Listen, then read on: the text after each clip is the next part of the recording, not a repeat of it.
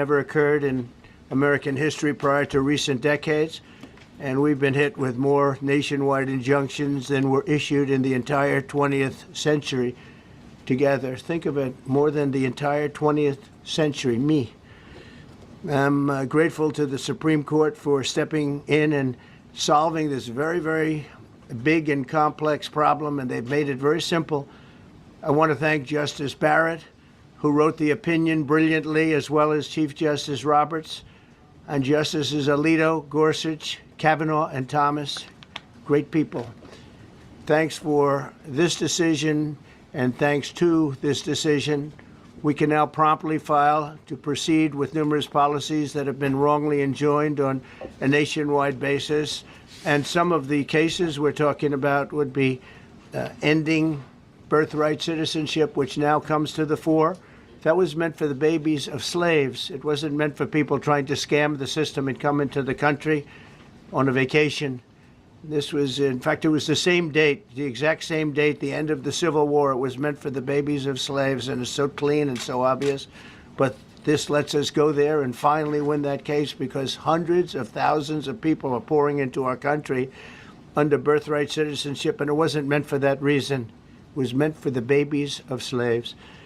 So thanks to this decision, we can now promptly file to proceed with these numerous policies and those that have been wrongly enjoined on a nationwide basis, including birthright citizenship, ending sanctuary city funding, suspending refugee resettlement, freezing unnecessary funding, stopping federal taxpayers from paying for transgender surgeries, and numerous other priorities of the American people. We have so many of them. I have a whole list. I'm not going to bore you, and I'm going to have Pam get up and say a few words, but there's really, she can talk as long as she wants, because this is a very important decision. This is a decision that covers a tremendous amount of territory. But I want to just thank again the Supreme Court for this ruling. It's a giant. It's a giant.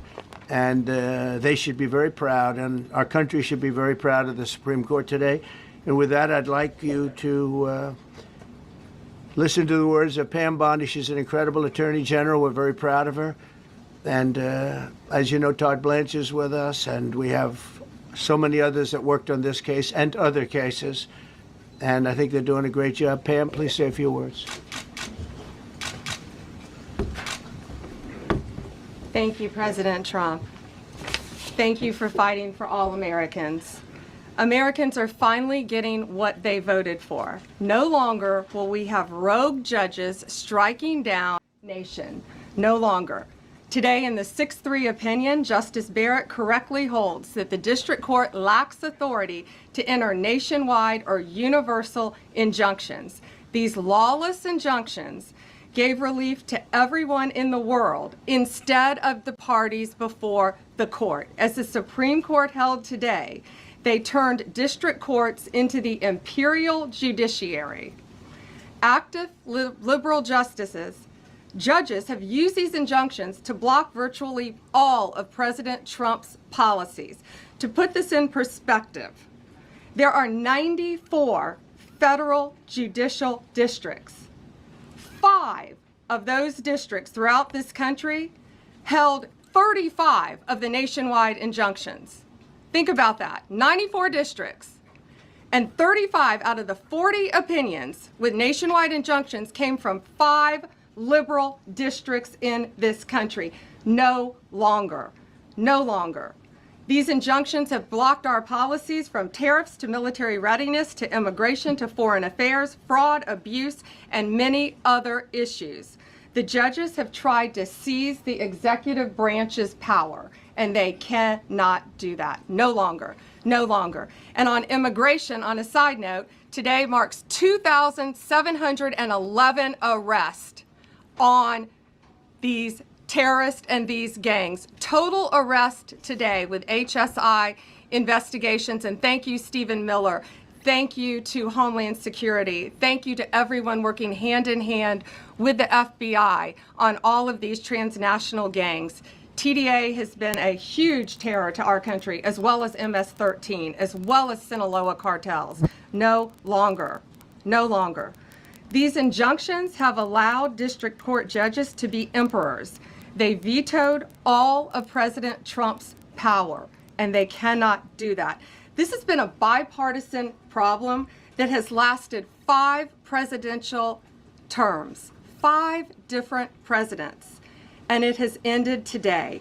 We will continue to fight for President Trump's policies. I want to thank the Office of White House Counsel, Dave Warrington. You and your staff have been incredible. Our Solicitor General's office, John Sowers, Sarah Harris, and Todd Blanche and Emil Bovey. Todd's going to say a few words because we've had another major ruling today on transgender books and some other great wins that we've had. But no longer will they have this power in our country. It is the president's authority under his executive branch to do everything to fight for the American people, and he will continue to do that. That's why he was overwhelmingly elected. Thank you. Thank you. Today's a great day for the rule of law. It's a great day for the Justice Department, and it's one that's been a long time coming, and one that every American should have been waiting for with bated breath. And so I echo what the President said and Attorney General Bondi, that the Supreme Court did a great thing today, not only for this administration, but for every American in this country. If not for the injunctions case, we would be here talking about another great decision that came down today, the trans books case, which restores parents' rights to decide their child's education. Seems like a basic idea, but it took the Supreme Court to set the record straight, and we thank them for that. And now that ruling allows parents to opt out of dangerous trans ideology and make the decisions for their children that they believe is correct. And so we thank the Supreme Court for that. There's been multiple decisions over the past several weeks that just show why this nationwide injunction ban had to happen. For example, what I mean by that is local district court judges issuing decisions that are clearly contrary to law just because they don't like the policy of President Trump. And when it gets to the Supreme Court has to correct it. But that takes time. The Attorney General thanked our lawyers, and I'll do it again. Our lawyers are working 24 hours a day, 7 days a week to fight these injunctions and to emergency appeals, emergency stays, going back to the district court judge, asking them to change their view. And so their hard work is really paying off today, but over the past few weeks. We had a stay of an order that prevented DHS from moving aliens to a third country.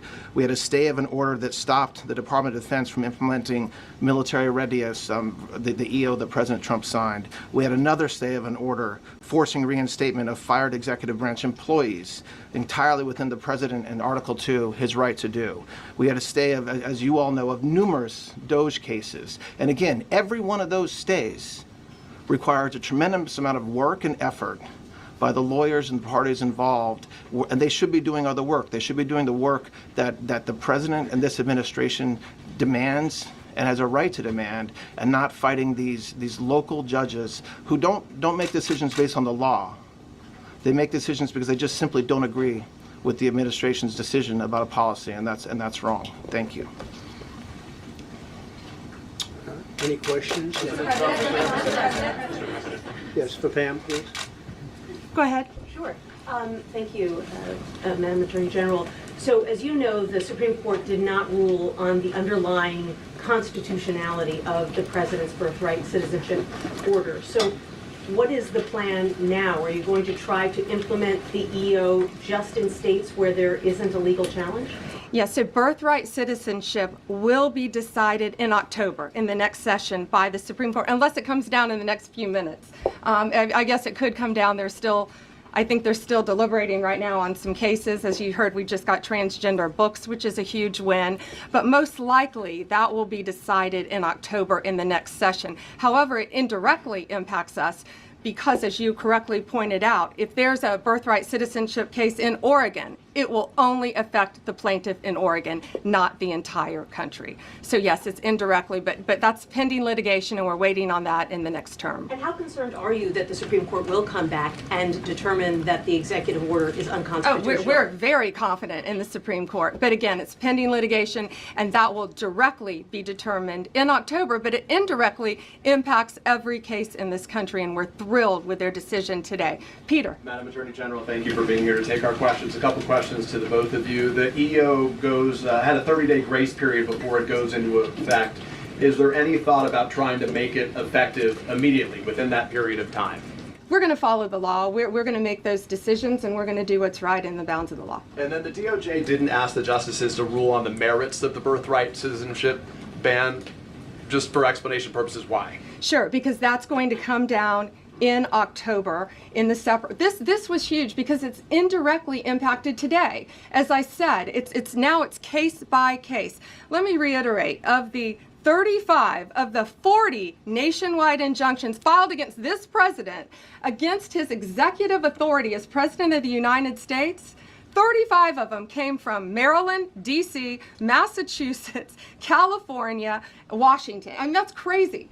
These 5 districts. So yes, it indirectly impacts us. It will be a separate decision in October. Next question. Thank you, Mr. President. A question for you, sir. Do you believe this ends the power of the lower court judges to stop your agenda? Do you see this as a full green light for your agenda going forward? Well, you'd have to really speak to the lawyers about that, but this is really also a decision based on common sense. It didn't work the other way. It was a disaster where somebody from a certain location in a very liberal state or a liberal judge or a liberal group of judges could tie up a whole country for years because their decision would sometimes take years to overturn. We've overturned many of the decisions, but it would take years to do it. And we have to act quickly when it comes to illegal immigration. We have murderers, killers, we have drug dealers, we have what they've allowed to come into our country. Should never be forgotten. It should never be forgotten what they've done to our country, and we have to be able to act very quickly, and we're going to do that. Thank you. And Justice Amy Coney Barrett, sir, I know that you praised her and her opinion here in this case. She has taken some heat, though, from some of your supporters who have labeled her weak, a squishy, a rattled law professor. What is your take on that? I don't know about that. I just have great respect for her. I always have, and her decision was brilliantly written today. From all accounts, yeah. Transgender rules, Mr. President. What would you say to Americans who fear that this is more and more concentration of power in the White House and the executive? Well, this really brings back the Constitution. This is what it's all about, and this is really the opposite of that. I mean, the question is fine, but it's the opposite. The Constitution has been brought back. Thank you so much, President Trump. Illegal crossings in the border are 0 now. 0. Does everyone hear that? 0. Trump 2028. Do you intend, President Trump? Who's that guy? I like him. He's working the cameras. With this new reality, President Trump, in the border, do you intend to engage personally with leaders from South America, not only Central America, Sure. in order to I tackle do that anyway. this situation in I a do that virtual anyway. way, and if you have a prospection of meeting some Sure. presidents from South America, as Brazil, for example. Well, you should, as an example, not South America, but NATO over the weekend. Yeah. They have great respect for our country now. They did things that nobody thought was possible. They took funding from 2% to 5%. Nobody thought they'd ever pay the 2%, and now they're paying the 5%. It's over $1 trillion more a year. Think of that, $1 trillion. Nobody thought that could happen. That's a different group of people, different countries. Yeah, but we get along with a lot of countries. We are respected again. Our country, the U.S., is respected again. Was not respected 6 months ago. I can tell you. We asked about the